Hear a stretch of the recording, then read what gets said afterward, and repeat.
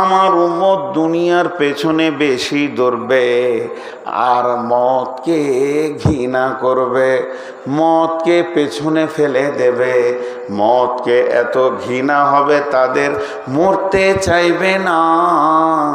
আর আমার উম্মত দুনিয়া সাজানোর ব্যাপারে সে নিজেকে আত্মহারা করে দেবে। কবি নজরুল বলেছেন, এসে শয়তান ভোগ বিলাসের কারিয়া নিয়েছে ইমান তাদের, আল্লাহরে হারায়ে মুসলিম আজ হয়েছে সর্বহারা। খুদায় পাইয়া বিশ্ব বিজয়ী ছিল একদিন যারা, খোদারে হারায় মুসলিম আজ হয়েছে সর্বহারা। জেনেলেন এই মুসলিম এমন একদিন ছিল যে পথে গেছে সেই পথ বিজয়ী হয়ে গেছে। আর একদিকে জেরুজালেম বিজয়ী হলো, বাহরাইনকে সম্রাট বাহরাইনকে 30 জনে বিজয়ী করলো, এদিকে জেরুজালেম মাত্র একজনে বিজয়ী করেছে। জেরুজালেমকে বিজয়ী করেছে উমর বিন খাত্তাব রাদিয়াল্লাহু তাআলা আনহু। তিনি সৈন্য পাঠালেন উমরের জামানায়, যাও তৌহিদের দাওয়াত, কালেমার দাওয়াত, একত্ববাদের দাওয়াত, বহুত্ববাদ চুরমার করে ভেঙে দাও, এক আল্লাহর দিকে জেরুজালেমের দাওয়াত পৌঁছে দাও। সাহাবা রাদিয়াল্লাহু আজমাইনেরা জেরুজালেমে পৌঁছেছে। তদানীন্তনকালে জেরুজালেমকে শাসন করত কে? খ্রিস্টানেরা তাদের অধীনস্থে ছিল। তারা যখন জেরুজালেমে গিয়ে পৌঁছালো, সেই সাহাবীদেরকে ধরে তারা অবরোধ করে দিল, তাদেরকে যে মানে কেল্লাই ভরে অবরোধ করে দিল, তাদেরকে রুপ্ত করে দিল, তাদের দাওয়াতকে বন্ধ করে দিল। কিন্তু জেরুজালেমের তদানীন্তনকালে যিনি পোপ ছিলেন, তিনি ভেবে দেখলেন, আমি উমরের মতো সম্রাটের সৈন্যকে আমি গ্রেফতার করে দিয়েছি, তাদের কাজকে অবরুদ্ধ করে দিয়েছি। তাই উমরের সৈন্যকে অবরুদ্ধ করা মানে সিংহের সঙ্গে একটা বিড়ালের যুদ্ধ করা।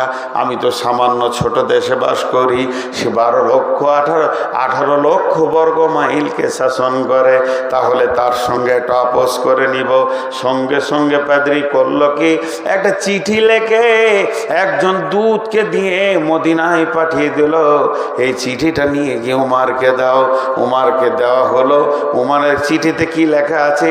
উমরকে চিঠিতে লিখেছে, জাহাপনা সম্রাট আমিরুল মুমিনিন খলিফাতুল মুসলিমিন, আপনি বিশাল বড় সম্রাট, আপনার সৈন্য আমার দেশে দাওয়াত নিয়ে এসেছে, ইসলামের আলোকে জ্বালাতে এসেছে, তারা কেল্লায় অবরুদ্ধ হয়ে আছে।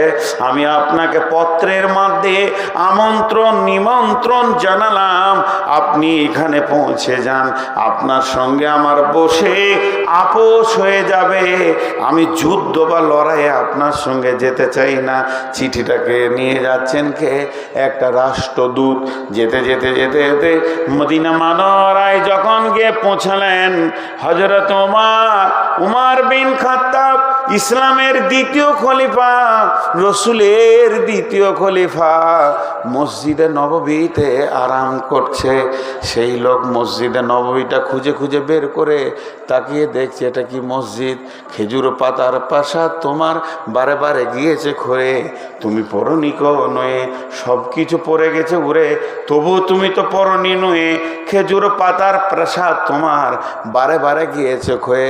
আজকের আমাদের পার্লামেন্ট কত শান শৌকত, দিল্লির পার্লামেন্ট কত শান শৌকত, আমেরিকার পার্লামেন্ট কত শান শৌকত, কিন্তু হজরতে ওমরের পার্লামেন্ট মসজিদে নববী বালিতে ভরা, খেজুর গাছের পিলার, খেজুর গাছ পাতার ছাওয়ানি, উনি একটু শুয়ে আছেন বালুর ওপরে, বালি সোনায় হাতটা মাথার ওপরে দিয়ে শুয়ে আছেন।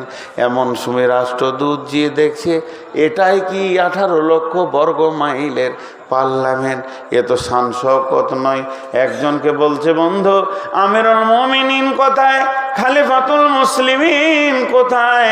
আমি একটা চিঠি এনেছি, ওনাকে চিঠিটা দিব, লোকজন ছেলে বলছে, আপনি কি চোখে দেখতে পান না যিনি মসজিদে একাই শুয়ে আছে, যার কোনো বডিগার্ড নাই, দেহরক্ষী নাই, আরাম করছেন, ইনি হলেন 18 লক্ষ বর্গ মাইলের বাদশাহ। ইনি বলেন, আদব নেবেন জাহাপনা। খ্রিস্টান ছিল, আদব নেবেন জাহাপনা। হযরত ওমর বলছে, বাবুকে বলে, হুজুর আমি জেরুজালেম থেকে এসেছি। ও বলো, শিখেন, আমার সৈন্য গেছে দিনের দাওয়াত দিতে। বলে, হ্যাঁ সমস্যা আছে, চিঠিটা একটু পড়েন। হযরত ওমর চিঠিটা একটু নজর লাগালো যে আমাকে দাওয়াত দেওয়া হয়েছে, সেখানে আপোষ করা হবে, সেখানে আপোষের মধ্যে বসা হবে, আলোচনায় একটা সিদ্ধান্তে আসা হবে। হযরত ওমরকে একটা গোলাম দেওয়া হয়েছিল, খাদেম দেওয়া হলো, রাজকোষ থেকে দেওয়া ছিল, তার নাম ছিল আসলামা। হযরত ওমর আসলামাকে ডাকলেন, আসলামা একটা উটকে রেডি করো, এখনই জেরুজালেম যেতে হবে। হযরত আসলামা উটটাকে রেডি করে নিয়ে এসে মসজিদে নববীর সামনে বললেন, জাহাপনা আমি রেডি হয়ে গেছি, হেরি পস্তাতে চাহি, তুমি চলিয়াছ রৌদ্রদগ্ধ দূর মরুপথ বহি, জেরুজালেমের কেল্লা যেতায় আছে অবরোধ করে, বীর মুসলিম সেনা দল তব বহুদিন মাস দৌড়ি, দুর্গের দ্বার খুলিবে তারা, বলেছে শত্রু শেষে, উমার যদি গো সন্ধিপত্রে স্বাক্ষর দেয় এসে। হায়রে আদেক ধারার মালিক আমিরুল মুমিনিন শুনেছে খবরে একাই একই উঠে চলেছে বিরামহীন, সাহারা পাড়াইয়ে ঝুলিতে দুখানা শুকনো খুব জরুরি, একটি মশকে এতটুকু পানি, খুরমা 2-3 মুঠি। একটা সম্রাট যেছে, সাথে কেউ নাই, মানে একটা গোলাম, আর 2টো খুরমা, 2-3 মুঠি খুমরা আর পানি, এই নিয়ে সম্রাট বের হয়ে চলে গেছেন। মরুর ঊর্ধ্ব আকাশে সূর্য আগুন বৃষ্টি করে, সেই সে আগুন তাতে খৈশন ফুটে বালুকার মরু পরে, কিছু দূরে যেতে উঠ হতে নামি, কহিল গোলামেরে ভাই, পেরেশান বড় হইয়াছ চলিয়া। সম্রাট উঠ থেকে নেমে গেলেন, কিছু দূর যেতে উঠ হতে নামি, কহিল গোলামের ভাই, পেরেশান বড় হইয়াছ চলিয়া, এইবার আমি যাই। উটের রশি ধরিয়া অগ্রে উঠে বসো, উঠে তপ্ত বালুতে চলে যে চরণে রক্ত উঠেছে ফুটে, ভিত্ত দস্ত ধরে চুমি হাত, তখন সেই গোলাম উমারের হাতটা ধরে চুমকে বলছে, এখন এ আদেশ করেন কেমনে আপনি, গোলাম রহিবে উটের পিঠে আরাম করিয়া বসি, আর হেঁটে যাবে খলিফা উমার ধরিয়া উটের রশি। খলিফা হাসিয়া বলে, দেখছি আমি না হাসলে উটে চাপতে পারবে না। খলিফা হাসিয়া বলে, তুমি জিতে গিয়ে বড় হতে চাও, ভাই রে এমনই চলে, রোজ কিয়ামতে আল্লাহ যেদিন বলিবে উমর ওরে, করিনি খলিফা মুসলিম জাহানের তরে, সুখ তরে তোরে, কি জবাব দিব, কি করিয়া মুখ দেখাবো। রসুলের ভাই আমি তোমাদের প্রতিনিধি মাত্র, মোর অধিকার নাই, আরামে সুখের মানুষ হইয়া মানুষের নিতে সেবা, ইসলাম বলে সকলে সমান, কে বড় ক্ষুদ্র কে বা। গোলাম চড়িল উটের পিঠে, জুমা উমার ধরিল রশি, মানুষে স্বর্গে তুলিয়া ধরিয়া ধুলাই নামিল শশী। পালাক্রমে চলছে চলতে চলতে চলতে এবার জর্ডান নদী এসে গেছে। নদীটা পার হয়ে গেলেই জেরুজালেমে চলে যাবে, বর্ডার পার হয়ে চলে যাবে। ওদিকে বর্ডারে সবাই শুনতে পেয়েছে আমিরুল মুমিনিন আসে, 18 লক্ষ বর্গ মাইলের বাদশা আসে। সঙ্গে সঙ্গে কোম্পানি মেজর পাঠিয়ে দিয়েছে কয়েকজনকে, যাও তোমরা স্যালুট করবে, স্বাগতম জানাবে উমারকে, আমাদের দেশে আসার জন্যে আমরা ধন্য, এই স্বাগতমটা দিবে আর তোমরা স্যালুট জানাবে। সেই গোলাম চলতে চলতে চলতে চলতে যখন জর্ডান নদী পার হয়, এই ভাই এই ক্যামেরাটা বন্ধ করে দাও, তাতে যা হবে যার নাম যাবে, তুমি বন্ধ করো, বন্ধ করো, বন্ধ করো। আর আমি একটা কথা বলবো না বন্ধ না করা পর্যন্ত। খুলে দাও, যাও তুমি ওগুলো পর্দা খুলে চলে যাও।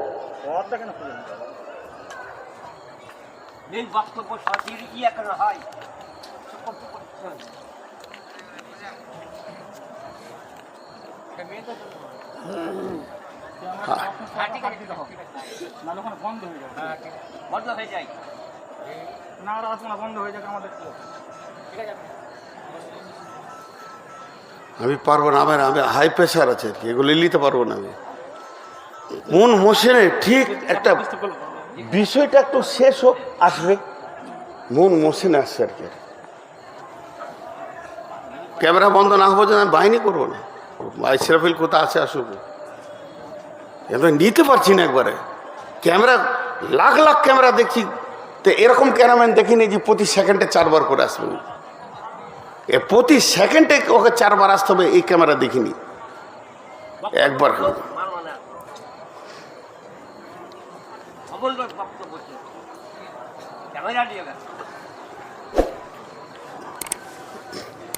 আস্তাগফিরুল্লাহ আল্লাযী লা ইলাহা ইল্লা হুয়াল হাইয়ুল কাইয়্যুম। আস্তাগফিরুল্লাহ আল্লাযী লা ইলাহা আস্তাগফিরুল্লাহ। কত কষ্ট আপনাদেরকে আমি বোঝাতে পারবো না। এটা যে একটা মানুষের দিলকে ধারাবাহিকভাবে নিয়ে যাওয়া অনেক কষ্ট, অনেক অনেক অনেক কষ্ট। যাক, আমি আর ওই দিক দিয়ে যাবো না, শর্টে ছেড়ে দিচ্ছি। ঘটনাটা কি ঘটেছিল থেকে গেল, কি করে বলবো? ওকে আমি মানা করছি, তারপরও ও এসে কোন কোন ধরনের ক্যামেরা দিয়েছ যে এত ঘন ঘন আসবে, আর কোন সময় আসতে বকে একটু ভাবতে হবে, তো সে ভাবছেও না। আমি সেই মোশনটা আর আনতে পারছি না, এর জন্য আমি ক্ষমা প্রার্থী। বিসমিল্লাহির রহমানির রহিম। লাইসাল বিররা আন তুওয়াল্লু উজুহাকুম কিবালাল মাশরিকি ওয়াল মাগরিবি ওয়ালাকিন্নাল বিররা মান আমানা বিল্লাহি ওয়াল ইয়াউমিল আখিরি ওয়াল মালাইকাতি ওয়াল কিতাবি ওয়ান নাবিয়্যিন ওয়া আতাল মালা আলা হুব্বিহি যাবিল কুরবা ওয়াল ইয়াতামা ওয়াল মাসাকিনা ওয়া ইবনাস সাবিলি ওয়াস সাইলিনা ওয়া ফির রিকাব ওয়া আকামাস সালাতা ওয়া আতাজ যাকাতা ওয়াল মুফুনা বিহাদিহিম ইযা হাদু ওয়াস সাবিরিনা ফিল বাসাই ওয়াদ দাররাই ওয়া হিনাল বাস উলাইকা আল্লাযীনা সাদাকু ওয়া উলাইকা হুমুল মুত্তাকুন। মুসলমানদের যেটা ব্লাড, যেটা রক্ত আল্লাহ রসুল দিয়ে গেছেন, আমরা রক্ততে মেডিসিন দিতে দিতে দিতে আমাদের রক্তগুলোকে পুঁজে পরিণত করে নিয়েছি। এর জন্য আমাদের রক্ত গরম হচ্ছে না, রক্ত বুঝছে না, আসছে না। কেন? আমি সেই কিছু ঘটনা আপনাদের সামনে 2টি ঘটনা তুলে ধরেছি। একটা শেষ করলাম তবুকের, আর এটা শুরু করেছি উমর বিন খাত্তাবের কথা। তা সেই ওরা পালাক্রমে চলতে চলতে জর্ডান নদী যখন পার হবে, তো যে সৈন্যগুলো স্বাগতম দেওয়ার জন্য দাঁড়িয়ে আছে, সেই সৈন্যগুলো স্যালুট মেরেছে। বলছে, আদব নেবেন জাহাপনা, আমাদের দেশে আসার জন্যে আমরা খুব আনন্দিত, আপনার আশা আমাদের জন্য অনেক ধন্যবাদ, সুস্বাগতম। কিন্তু বন্ধু স্যালুট মেরেছে, স্যালুটটা মারবি মার, গোলামকে মেরে দিয়েছে, আসলামাকে। কারণ আসলামার পালা পড়েছে, ওপরে থাকবে, ঘোড়ার লাগাম উটের লাগাম ধরে হাঁটবে উমার। আসলামা উটের উপর থেকে ঝরঝর করে কেঁদে 2টি হাত জোর করে বলছে, বন্ধু আমাকে কেউ আমিরুল মুমিনিন বলবেন না, আমাকে কেউ খলিফাতুল মুসলিমিন বলবেন না, আমি ও নয়, আমার নাম আসলামা, আমি খলিফার গোলাম, যিনি উটের লাগাম ধরে হাঁটছেন, ওনার হুকুমে আমি ওপরে বসে আছি, নিচে যেতে পারছি না। ইনি হলেন আমিরুল মুমিনিন, খলিফাতুল মুসলিমিন। বর্ডারে যত সৈন্য ছিল ঝরঝর করে কাঁদলো। কোম্পানি মিলিটারি মেজর বুক খুলে কথা বলতে শুরু করলো, হুজুর যাবো না, বাদশাহ অনেক দেখেছি, রাজা দেখেছি, অনেক বড় বড় মানুষ দেখেছি, কিন্তু পূর্ণাঙ্গ মানুষ আমরা কোনো দিন দেখি নাই। আপনি পূর্ণাঙ্গ মানুষ, আপনি কত দামি মানুষ। গোলাম উটের পিঠে আর আপনি লাগাম ধরে হাঁটছেন। একটা গোলাম আর একটা খলিফা পালাক্রম করে নিয়েছেন। এত বড় মানুষ আমরা জীবনে দেখিনি। এই বলতে বলতে গির্জাতে গিয়ে বসলেন। যে গির্জাতে খ্রিস্টানদের পূজা হয়, তারা ঈসা মাসিকে মারিয়ামকে আল্লাহ বলে ডাকে। গির্জা ঘরে বসে বসে অনেকক্ষণ কথা চলছে, তৌহিদের কথা চলছে, একত্ববাদের কথা চলছে। চলতে চলতে এমন সময় দেখছেন হযরতে উমর নামাজের ওয়াক্তে এসে গেছে। তখন ওই দেশের যে প্রধান ছিলেন, গির্জার যিনি পোপ ছিলেন, সব থেকে বড় পাদ্রীর কাছে হযরত উমরের মতো ব্যক্তি, ইনি একটা ছোট দেশের মালিক, ছোট দেশকে শাসন করে, আর 18 লক্ষ বর্গ মাইলের বাদশা।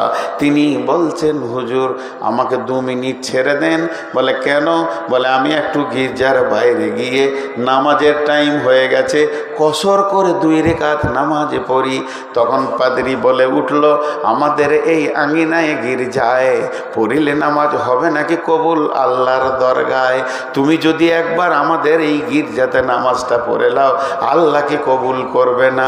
হযরত ওমর ছিলেন খুব দূরদর্শিতা বিচক্ষণ মানুষ।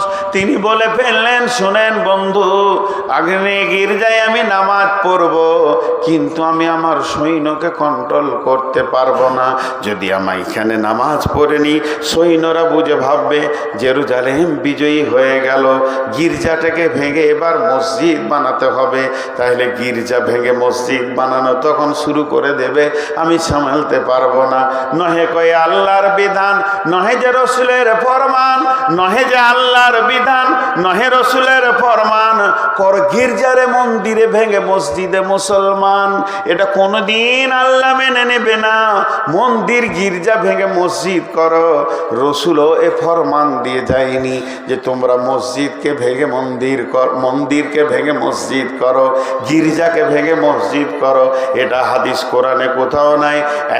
এভেন কোনো মুসলমান 5 ওয়াক্তের নামাজি মুসলমান, সে মুসলমান, তার বাপ মুসলমান, তার দাদা মুসলমান, তার 70 পুরুষ মুসলমান, স্বেচ্ছায় যদি জায়গা না দেয়, তার জায়গায় মুসলমান কোনোদিন মসজিদ বানাতে পারবে না। এটা ইসলামের বিধান। বেঈমানরা বলছে 1000 মন্দিরকে মসজিদ করা হয়েছে। এটা ভুল ধারণা। কারণ শুনেলেন ইসলামের বিধান। উমর তখনই বলেছিলেন, নহে কয়ে আল্লাহর হুকুম, নহে যে রসুলের বিধান, কর গির্জারে ভেঙে মসজিদে মুসলমান, আমাকে বাইরে নামাজ পড়তে দেন। কোম্পানি মেজর তখন বলছে, হুজুর আর একটা খবর নেবেন। ইনি উটের লাগাম ধরে হেঁটেছে, গোলামকে উটের ওপরে বসিয়েছে। সঙ্গে সঙ্গে পোপ বলছেন, বন্ধু আর কোনো আপোষ নাই, আর বসাবসি নাই, সব ঝামেলা মিটে গেছে, আপনি হাতটা বাড়িয়ে দেন। আর আল্লাহ হযরতে উমর হাত বাড়িয়ে দিলেন। পোপ হাতে হাত রেখে বললেন, আশহাদু আল্লা ইলাহা ইল্লাল্লাহু ওয়া আশহাদু আন্না মুহাম্মাদান আবদুহু ওয়া রাসূলুহু। মুসলমান একটা চরিত্রের অস্ত্র কত ধার ছিল। গোটা জেরুজালেম বিজয়ী হয়ে গেল, ইসলাম পরিণত হলো, প্রতিষ্ঠিত হলো। বন্ধুরা আমার, আজকে মুসলমানদের ভিতরে সেই ব্লাডটা খতম হয়ে গেছে। ওরা ভাবছে ইসলাম নতুন ধর্ম, নবী মুহাম্মদ ইসলাম ধর্মের জন্ম দিয়েছে। জি না, নবী মুহাম্মদ সাল্লাল্লাহু আলাইহি সাল্লাম ইসলামকে পূর্ণাঙ্গ সাজিয়েছেন, নিখুঁত করেছেন। কিন্তু ইসলাম শুরু হয়েছে আদম থেকে।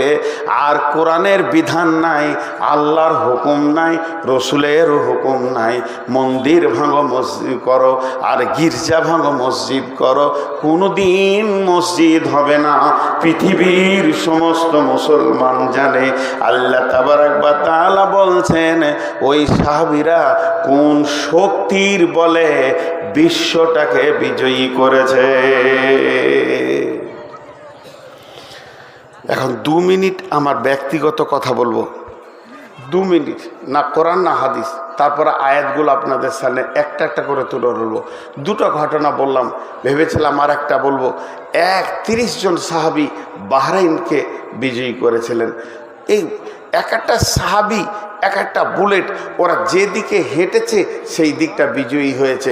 ওই জন্য আল্লাহ সূরা নূরের 55 নম্বর আয়াতে বলছেন কি, ওয়াদাল্লাহুল্লাযীনা আমানু মিনকুম ওয়া আমিলুস সলিহাতি লা ইয়াস্তাখলিফান্নাহুম কামাস্তাখলাফাল্লাযীনা মিন কাবলিকুম।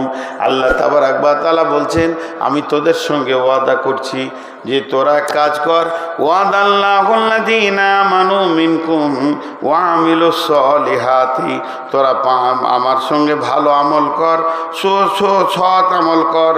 তোরা 100% আমার কাছে ঈমান আনার পর যখন তোরা সবাই আমলে নেমে যাবি, তা আমি আল্লাহ তোদের সঙ্গে ওয়াদা করছি। কিসের ওয়াদা শুনেলেন?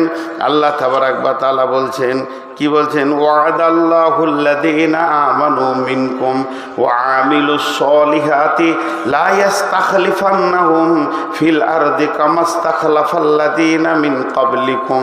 শুনেলে এ বিশ্ব মুসলমান, 2025 সালের জন্য এটা আয়াত।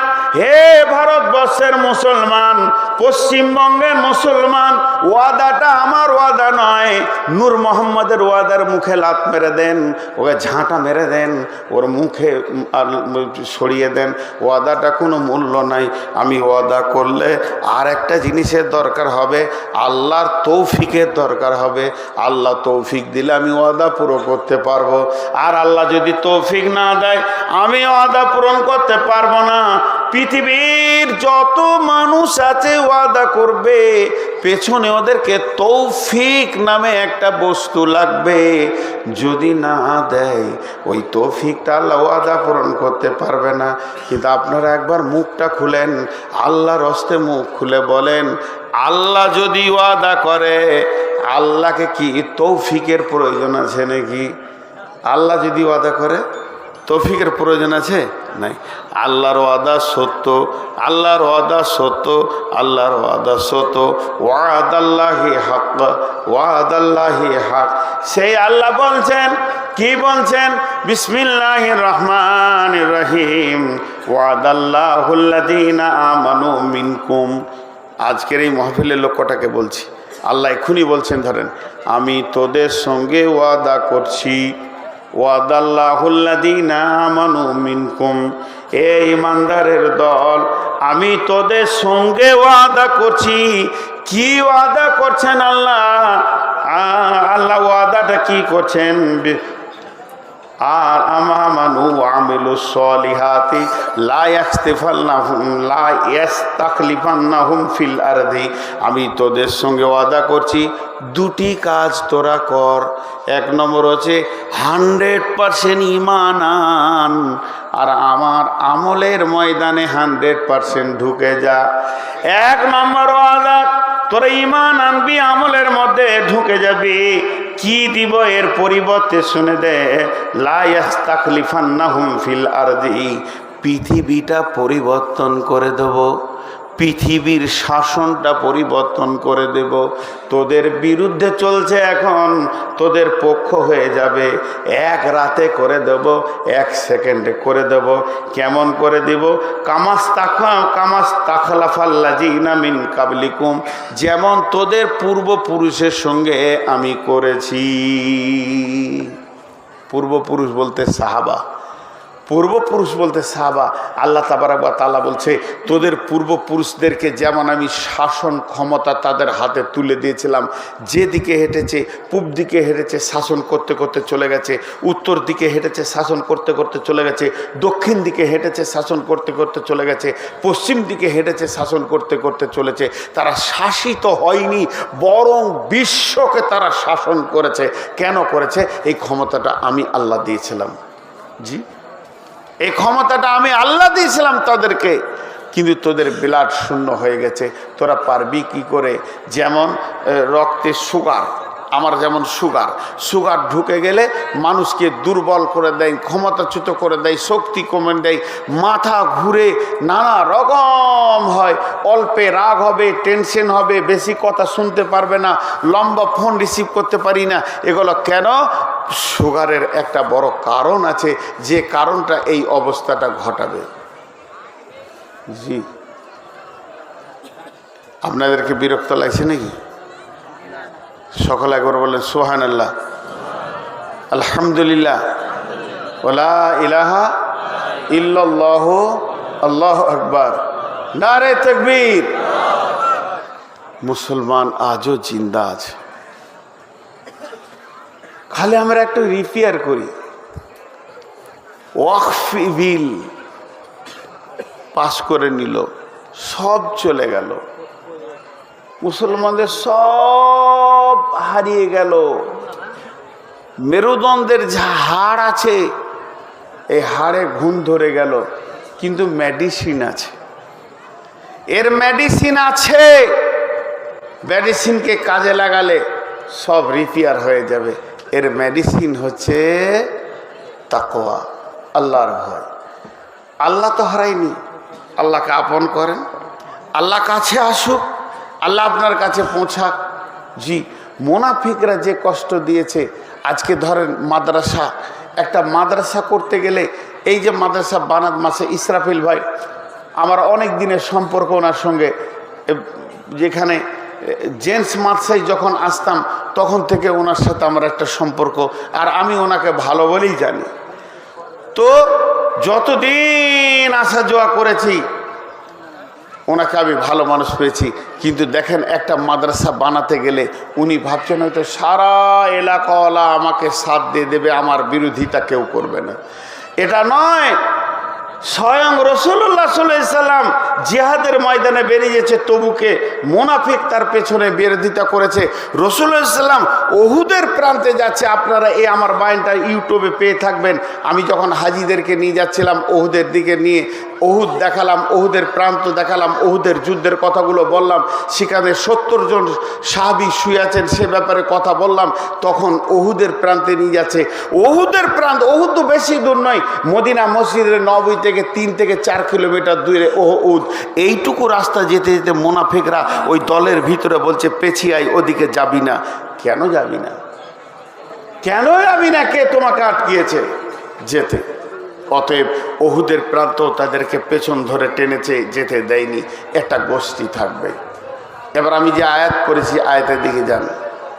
আল্লাহ বলছেন, বিসমিল্লাহির রহমানির রহিম, লাইসাল বিররা আন তুওয়াল্লু উজুহাকুম কিবালাল মাশরিকি ওয়াল মাগরিবি ওয়ালাকিন্নাল বিররা মান আমানা বিল্লাহি ওয়াল ইয়াউমিল আখিরি ওয়া মালাইকাতি ওয়াল কিতাবি ওয়ান নাবিয়্যিন ওয়া আতাল মা'আলা আলা হুব্বিহি যাবিল কুরবা ওয়াল ইয়াতামা ওয়াল মাসাকিনা وابن السبيل والسائلين وفي الرقاب وأقام الصلاة وآتى الزكاة والموفون بعهدهم إذا عاهدوا والصابرين في البأساء والضراء وحين البأس أولئك الذين صدقوا وأولئك هم المتقون।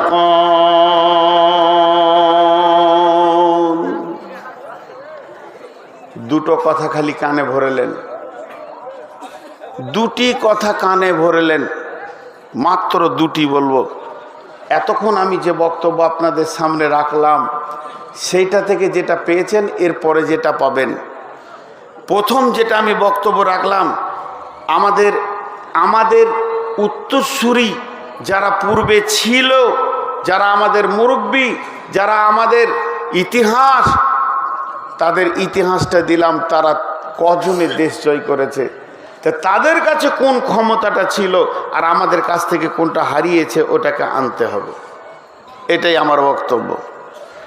আল্লাহ তাবারাক ওয়া তাআলা বলছেন, মুসলমানদের যেটা ক্ষমতা, তার নাম হচ্ছে তাকওয়া, তার নাম হচ্ছে আল্লাহর ভয়। এই যে রমজান গেল, রমজানের ভিতরে গোটা রমজানটা রাখা হলো কেন?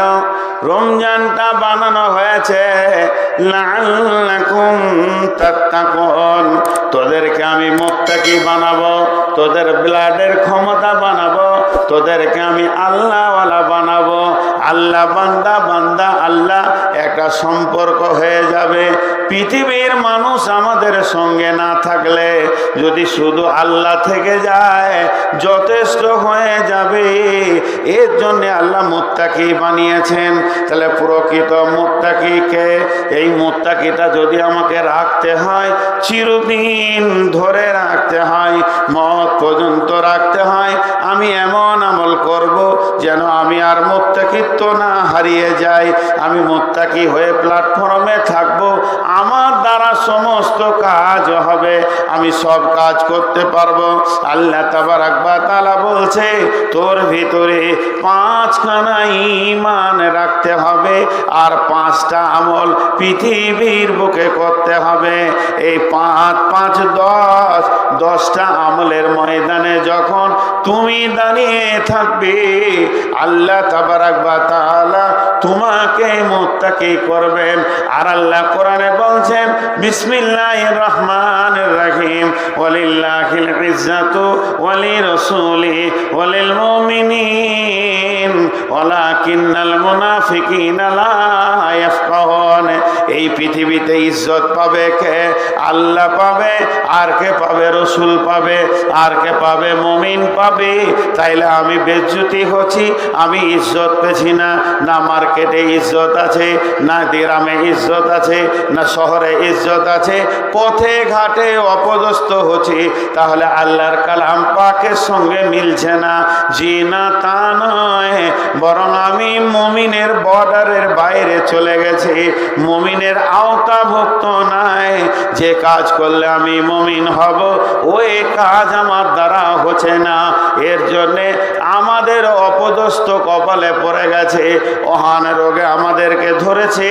দুনিয়া নিয়ে আমরা ব্যস্ত, আমাদের ঘর বাড়ি অট্টালিকার উন্নতি হচ্ছে, কিন্তু মসজিদের উন্নতি হচ্ছে, দেওয়ালের মসজিদের অট্টালিকা উন্নতি হচ্ছে, নামাজের কাতারে দেখা যায় না। মুনাফিকের মতো কয়েকটা দিন রমজান মাসে চালিয়ে নিলাম, এখন মুসাল্লিগুলো হারিয়ে গেছে। আল্লাহ তাবারাক ওয়া তাআলা বলছেন 5টা জিনিসের উপরে ঈমান আন, মান আমানা বিল্লাহ। তুমি আল্লাহর উপরে ঈমান আনো, রসুলের উপরে ঈমান আনো, আল্লাহর উপরে তুমি কামিল ঈমান আনো। আল্লাহর উপরে ঈমান, রসুলের উপরে ঈমান। আমাকে রসুলের মতো রোগে সাজে সাজতে হবে, রসুলকে জিন্দেগির আইডিয়াল বানাতে হবে, আদর্শে রসুলে চলতে হবে। আর তারপরে আমাকে করতে হবে আখেরাতের উপরে ঈমান আনতে হবে, পরকালের উপরে ঈমান, কিতাবের উপরে ঈমান, কোরআনের উপরে ঈমান, যত কিতাব আছে ঈমান। আর সারা পৃথিবীতে যত নবী এসেছিলেন, নবীদের উপরে ঈমান আনতে হবে। আল্লাহর উপরে ঈমান, আখিরাতের উপরে ঈমান, নবীদের উপরে ঈমান, আর ফেরেশতার উপরে ঈমান। 5টা জিনিসের উপরে ঈমান আনতে হবে। আল্লাহর উপরে ঈমান, আখিরাতের উপরে ঈমান, কিতাবের উপরে ঈমান, ফেরেশতার উপরে ঈমান, আর নবীদের উপরে ঈমান। একদম দৃঢ় বিশ্বাস রাখতে হবে আল্লাহ আছি, তিনি এক, ওয়াহদাহু লা শারীক, যার কোনো অংশীদার নাই। 2 নম্বর, পরকাল আছেই, পরকাল আছেই, পরকাল হবেই, পরকালের প্রতি ঈমান। 3 নম্বর, যে ফেরেশতা বলে একটা গোষ্ঠী রয়েছে যে আমাদের সমস্ত গুনাহ নেকি লিখছে। শুধু তাই নয়, তারা আমার এগেনেস্ট পার্টি, এর ওপরে ঈমান। নবী যত কিতাব এসেছে, আসমানি কিতাব যত এসেছে, সব কিতাব সত্য, কিন্তু আমাদের আদর্শের কিতাবের নাম হলো কোরআন, এর ওপরে ঈমান, আর সমস্ত নবীদের ওপরে ঈমান। পাঁচটা জিনিস আমল করতে হবে। ওয়াতাল মালা আলা হুব্বিহি যাবিল কুরবা ওয়াল ইয়াতামা ওয়াল মাসাকিন ওয়াবনাস সাবিলি ওয়াসাইলিনা ফির রিকাব। এক নম্বরে আমাকে আপনাকে আমলের ময়দানে নামতে হবে। ওয়াতাল মাল, মাল দান করতে হবে। 6টা জায়গার কথা বলেছেন।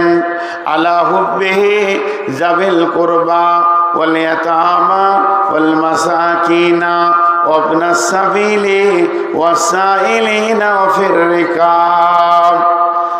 আর ওয়াকামাস সালাতা, নামাজ কায়েম করতে হবে। ওয়াতাজ যাকাতা, যাকাত দিতে হবে। নামাজ কায়েম করতে হবে, সালাত কায়েম করতে হবে। মুসলমান সালাত ছেড়ে দিলে হবে না। ওয়াতাজ যাকাতা, যাকাত যাদের উপরে ফরজ আছে যাকাত দিতে হবে।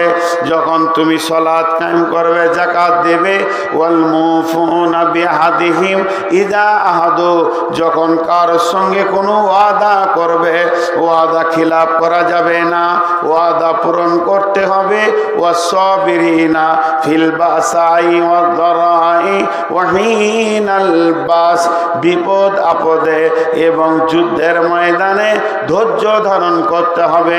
যখন এই কথাগুলো করবে, তখন আল্লাহ বলছেন উলাইকাল্লাযীনা সাদাকু, তোমরাই হলে সত্য। ওয়া উলাইকা হুমুল মুত্তাকুন, তোমরাই মুত্তাকি।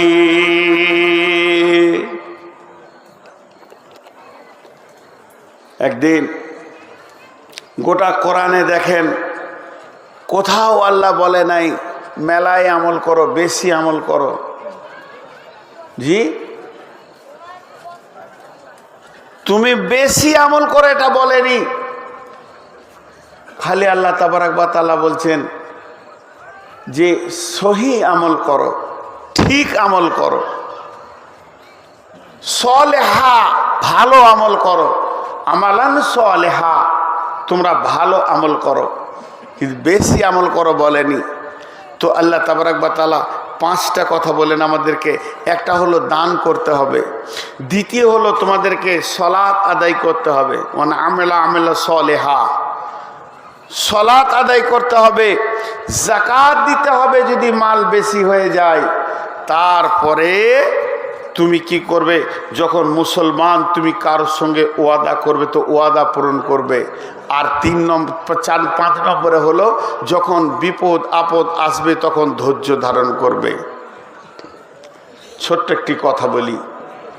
বিসমিল্লাহির রহমানির রহিম।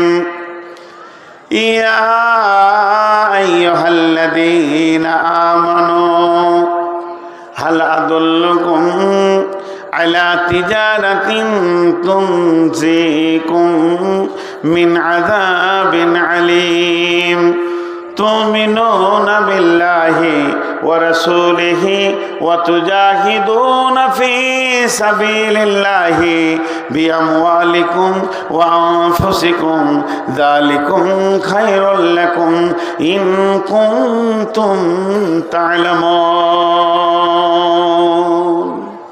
আল্লাহ বলছেন, কত সুন্দর কথা। কথার আগে একটা ছোট্ট কথা বলি। এক একটা কাজের এক একটা প্রিপারেশন, এক একটা কাজের এক একটা প্রিপারেশন। মন দিয়ে শুনবেন, নাহলে বুঝতে পারবেন না। কোনো ছেলে কলেজ যাবে, ঘরে গোসল করেছে, কলেজ যাওয়ার আগে প্রিপারেশন কি আছে? ব্যাগ নেবে। সে যে রকম পড়াশোনা করে সেরকম খাতা ডায়েরি কলম গোছাবে, বেরিয়ে যাবে। কেউ শ্বশুর বাড়ি যাবে, সে ব্যাগ গুছাবে, তাতে কাপড় লুঙ্গি যেটা দরকার প্রয়োজন বেরিয়ে যাবে। কেউ মেয়ের বাড়ি যাবে, সে সেই রকম মাল নেবে, প্রিপারেশন নেবে, গুছাবে, বেরিয়ে যাবে।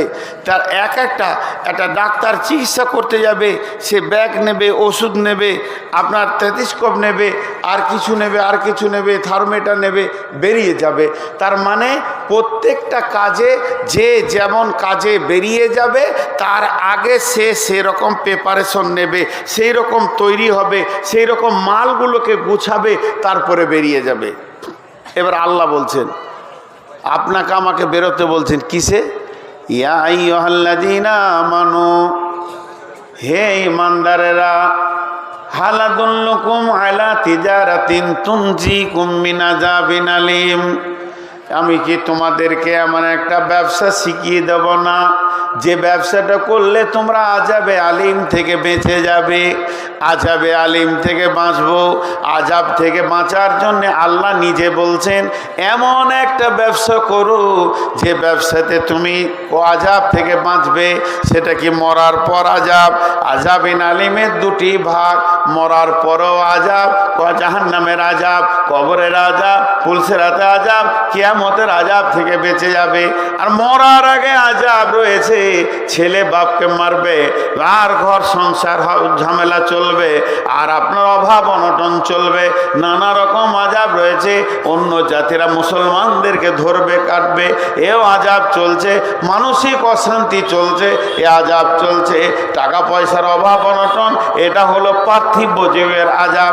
সব থেকে বড় আযাব হচ্ছে মুসলমানদের মনের বিরুদ্ধে দেশের আমির বানিয়ে দেবে, এইগুলো হলো আযাব। তাহলে পৃথিবীর আযাব থেকে যদি তুমি বাঁচতে চাও, কবরের আযাব থেকে যদি তুমি বাঁচতে চাও, আল্লাহ নিজে রাস্তা বলে দিচ্ছেন, আমি কি তোমাদেরকে এমন একটা ব্যবসা শিখিয়ে দেব না, এমন একটা কৌশল শিখিয়ে দেব না যে কৌশলটা করলে পরে আযাবে আলিম থেকে বেঁচে যাবে?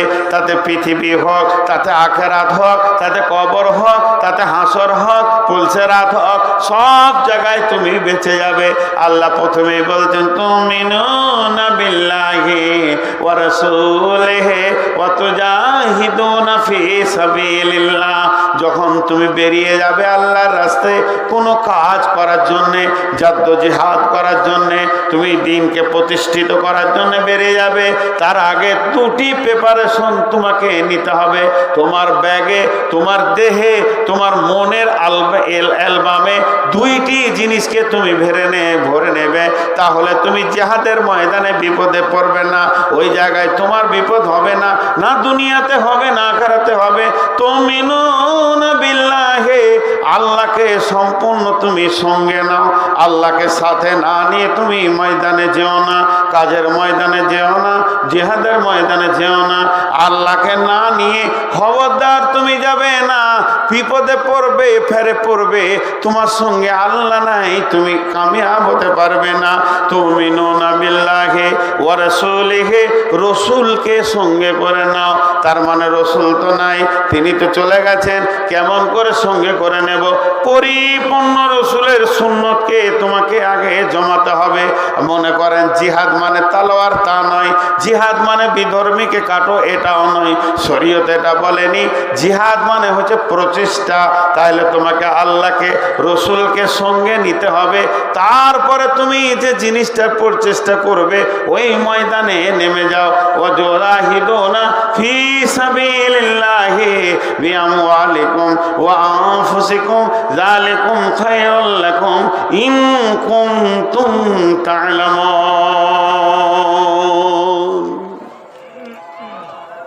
তুমি আগে জিহাদের প্রস্তুতি নাও, আল্লাহকে নিয়ে এসো, আল্লাহকে দিলে লাও।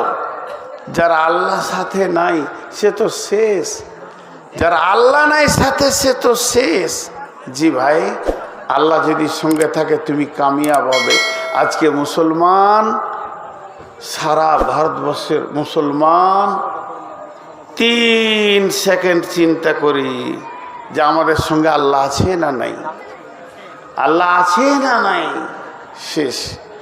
এখানে কেউ বুকে হাত দিয়ে 100তে 100 বলতে পারবো না যে আমার আচরণ, আমার আমল, আমার চলাফেরা, আমার ওয়াদা, আমার ভাষা, আমার লেনদেনে আমার উপরে আমার আল্লাহ রাজি আছে।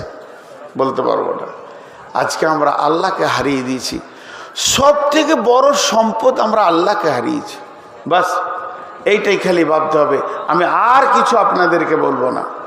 যদি আল্লাহ আমাদের থাকতো সব আমাদের হয়ে যেত। ছোট্ট একটি সূরা, ছোট্ট